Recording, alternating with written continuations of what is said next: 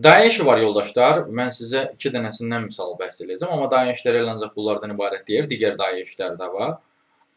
Misal üçün, bir variantı budur ki, 28 manatdır, gündəlik 28 manat verir. 1 yaş 5 aylıq qız uşağına baxırsınız.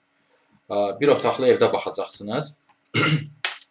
İş saatı günorta 3-dən axşam 12-yə qədərdir. Evdə kişi xeyli yoxdur. Dadlı yemək bişirirsinizsə, yeniliklərə sahib birisinizsə bu işə müraciət edə bilərsiniz. Həftədə bir dəfə də istirahət günü verilir. İstirahət verdikləri gündə pul ödəyirlər, yəni narahat olmayın. Yaş fərqi yoxdur. Neftçilər Qara-Qarayev tərəflərdə olmalıdır bu iş. Başqa bir dayə işi 550 manatlıq civarındadır. Bu isə 2 və 3 yaşlarında 2 uşaq üçün axtarılır. Uşaqlara aid işləri görürsünüz, evləri görüşdürürsünüz, həftədə 2 dəfə də təmizlik işi görürsünüz. Bu belə bir variantdır. Xətai metrosu tərəfdədir. Həftədə də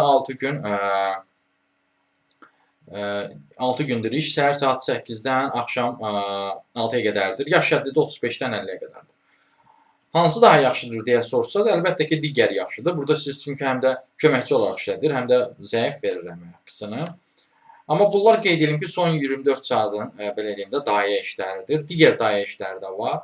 Onlarla da tanış olmaq lazımdır ki, seçim eləmə imkanınız geniş olsun, bol olsun. Ümumiyyətlə, təkcə dayə işi deyil, digər işlərlə də tanış olmaq istəyirsinizsə, həmçinin bu işlərə müraciət etməkdə çətinlik çəkirsinizsə, onunla bağlı dəstək istəyirsinizsə, ümumiyyətlə, iş tapmanızla bağlı çətinlik çəkirsinizsə, onunla bağlı özəl dəstəklər üçün əlaqə vasitəsinə yaza bilərsiniz. Əlaqə vasitəsi profildə qeyd olunubdur. Siz bu videonu harada görürsünüzsə, orada kanala daxil olduqdan sonra Toğrul Əcəb adlı kanala daxil olursunuz. Orada profildə əlaqə vasitəsi qeyd olunub, diqqət eləsəniz. Həmin əlaqə vasitəsini götürüb ora mesaj yaza bilərsiniz. Sağ olun, salamat qalın, işsiz qalmayın.